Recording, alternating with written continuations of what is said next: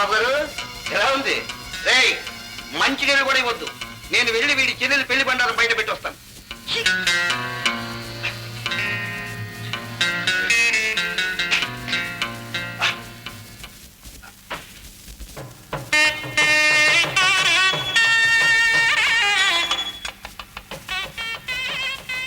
ఏం బాబు అలా ఉన్నారు? ముహూర్తం దగ్గరికి వచ్చింది, అమ్మాయి కనిపించలేదు. ఎక్కడికి పోయిందో ఏమో. ఇష్టం లేకపోతే నాకు చెప్పొచ్చు కదా. ఇప్పుడు రాంబాబుకు నా మొహం ఎలా చూపించను?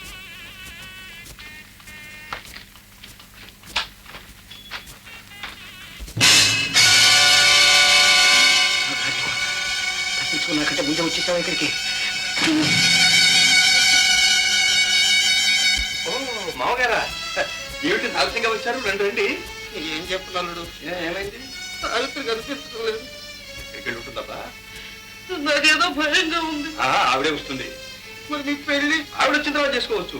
ముందు మా చెల్లెలి పెళ్లికి అక్షంతరం వేద్దాం.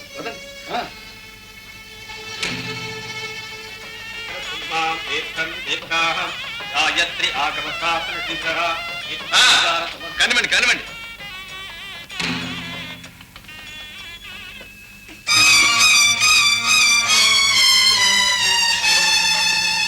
చెప్పరా బొమ్మ వర్ష. బొమ్మ 5 రూపాయలు.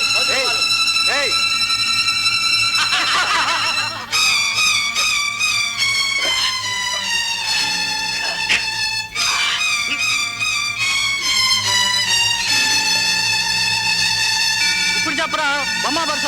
బొమ్మ అంతా నాదే, అంతా నాదే.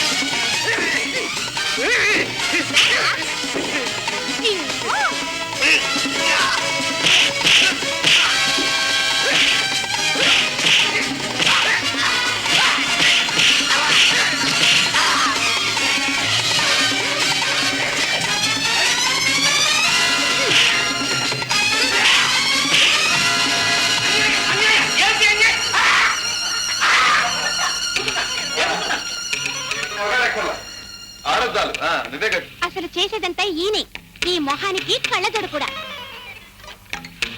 కదిలాబట్టే చచ్చినట్టు పడి ఉంటుంది. నేనేం చేశాను? కోదన్న గారికి తాళం ఇచ్చాను. కమింగ్.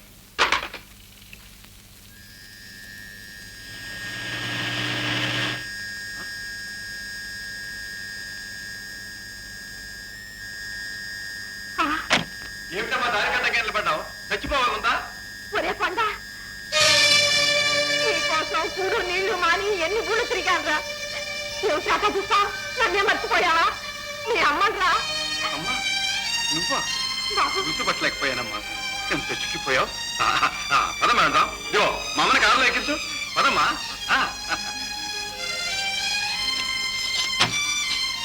అమ్మా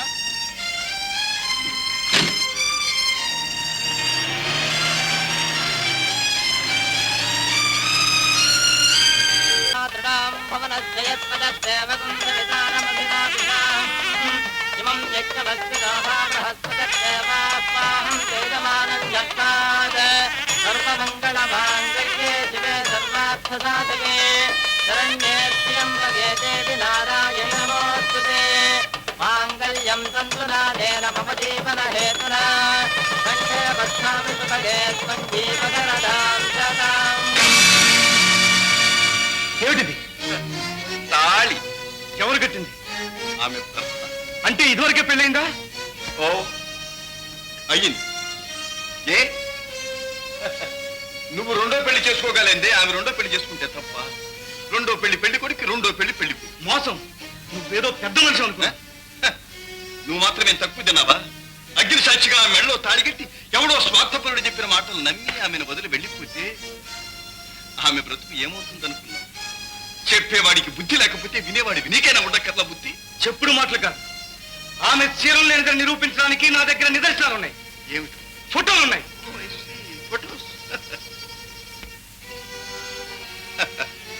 ఆ ఫోటోలు ఇచ్చింది పెద్ద మనిషేనా? అవును, ఈయనే. ఏం కోదన్న గారు, ఆ ఫోటోలు నాకు ఇచ్చింది మీరే కదా?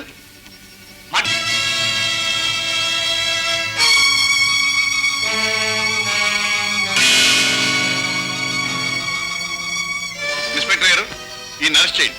ఎందుకు? ఎందుక మీరు చేసిన నేరాలన్నీ నా ముందేగా ఒప్పుకున్నారు. అబద్ధం. మా శాంతమ్మ గారు అంతా మోసం. ఈ రాంబాబు ఒక మోసగాడు, దానితోటి మరొక మోసగాడు తీసుకొచ్చాడు. అయ్యా ఇన్స్పెక్టర్ గారు, ముందు వీళ్ళిద్దరిని అరెస్ట్ చేయండి. వీళ్ళిద్దరిలో అసలు రాంబాబు ఎవరో మీరు తెలుసండి. ఆ రాంబాబు బతుకు నేను బయట పెడతాను. నీ బ్రతుకు బయటపడిందిగా. చూస్తారేమండి, అరెస్ట్ చేయండి. ఎవరిని? అదేమిటయ్యా మళ్ళా మొదటికొచ్చావు? ఒరే కొండ, కొండ ఏమిట్రా కొండ ఇది? ఎవరు మనవు? మా అమ్మ. దొరికింది సాక్ష్యం, సమయానికి వచ్చావు. అమ్మా వీడిని కొడుకు కొండడు కదూ. అమ్మా కొండడి తల్లి వచ్చింది, తన కొడుకు ఎవరో చెబుతుంది. అప్పుడు రాంబాబు మీ కొడుకు కాదని మీకు తెలిసిపోతుంది. అమ్మా వీళ్ళిద్దరిలో నీ కొడుకు ఎవరో చెప్పి మమ్మల్ని కాస్త కాపాడు తల్లి. ఎవరా?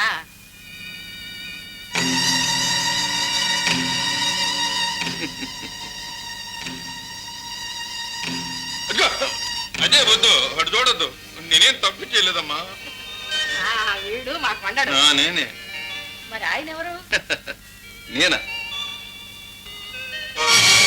సిఐడి ఇన్స్పెక్టర్, ఈ అరెస్ట్ చేయండి. అయ్యో నేనేం చేశాను? మీరు చేసిన నేరాలకు ఇంకా రుజువులు కావాలా? బాబు ఏమిటి నాయన ఇది? అమ్మా, మిమ్మల్ని అమ్మా అని పిలిచే అర్హత నాకు లేదమ్మా. బాబు మిమ్మల్ని మోసం చేశాను, కానీ మీ ఆస్తి అప్పగించాలనే దురుద్దేశం నాకన్నడూ లేదమ్మా. కన్నబిడ్డ కోసం కుమిలిపోతున్న మీకు మనశ్శాంతి లభిస్తుందని ఆయన మరీ మరీ చెబితే మంచి కోసం మెత్తపడ్డా. కానీ ఇక్కడికి వచ్చిన తర్వాత మీ వంటి పవిత్రమూర్తుల్ని మోసం చేస్తున్నానే అని మొదలు మీ అనురాగం, ఆప్యాయత నిజం చెప్పకుండా నా నోరు కట్టివేసి మీ ప్రేమ పాశం నా హృదయాన్ని బంధించి మీ పాదాలకు పెనవేసి ఏ జన్మ మీరు నాకు తల్లి చెల్లెలు అన్న ప్రేమ నా మనస్సును మబ్బులో ఆవరించి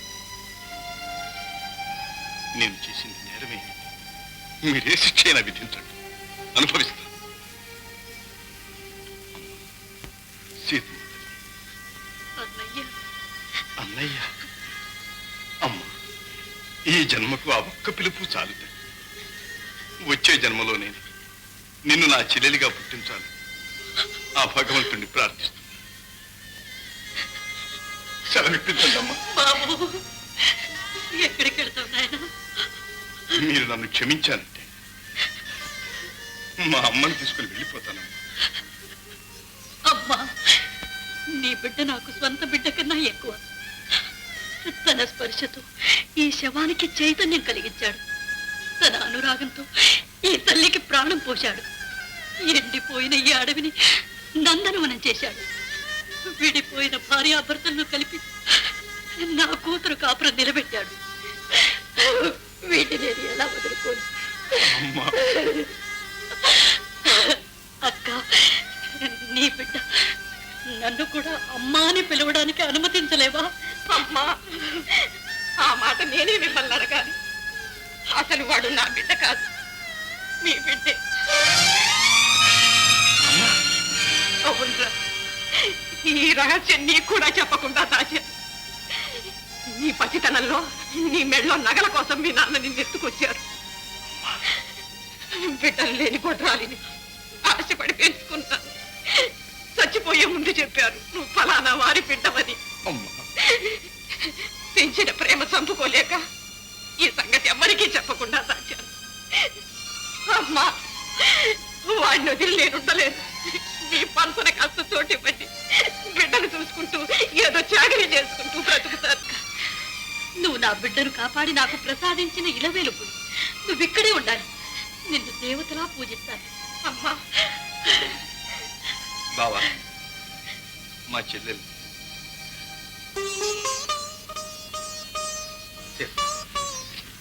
నన్ను క్షమించగలవా?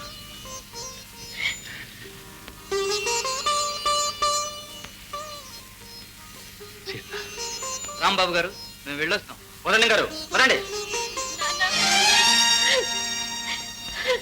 అమ్మా, కోదండం గారి మీద ఫిర్యాదు చేయవలసింది మనం. మీకు ఇష్టమైతే. వద్దు నాయన, ఆయన చేసిన నేరాలు శిక్షించదగినవి కావు. ఆ నేరాలన్నిటినీ తుడిచివేయగల మహాపుణ్యం ఒకటి చేశాడు. నా బిడ్డను తీసుకొచ్చి నాకు అప్పు చెప్పాడు. ఆ ఒక్క పుణ్యకార్యానికి ఆయన నేరాలన్నీ క్షమించవచ్చు. అమ్మా, నేను తెలిసి బుద్ధిపూర్వకంగా మంచి పని ఏదీ చేయనని ఆ భగవంతుడికి బాగా తెలుసు. అందుకనే నాకు తెలియకుండా నా చేత ఇంత మంచి పుణ్యకార్యం చేయించాడు. కన్న కొడుకు చెడిపోతే తల్లిదండ్రులు ఎంత కూలిపోతారు. అలాంటప్పుడు నాలాంటి వేలాది దుష్టులను సూచి ఆ తండ్రి ఎంత కూలిపోతున్నారు. మీరంతా దుష్టులై చెడ్డ పనులు చేసి ఆ సర్వేశ్వరుని మనసు క్షోభ పెట్టకండి. ఇదే ప్రజల్లో ప్రచారం చేస్తూ మిగతా జీవితాన్ని గడుపుతారు. మా శాంతమ్మ, సావిత్రి మీ చేతిలో పెడుతున్నాను.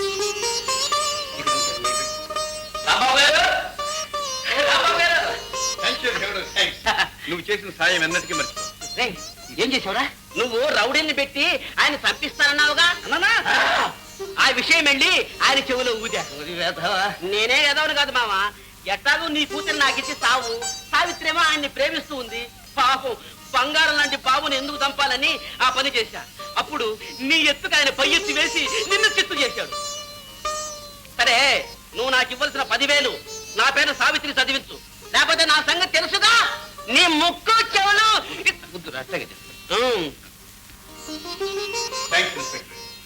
మీ సహాయానికి no no, that's my duty. నన్ను క్షమించండి. Never mind, never mind. మేము వెళ్ళొస్తామండి. అదేంటండి, ఈ ముహూర్తానికి రాంబాబుకు మా అమ్మాయికి పెళ్లి. ఆశీర్వదించాలండి. దయచేయండి, దయచేయండి. ఏర్పాటు మనమే.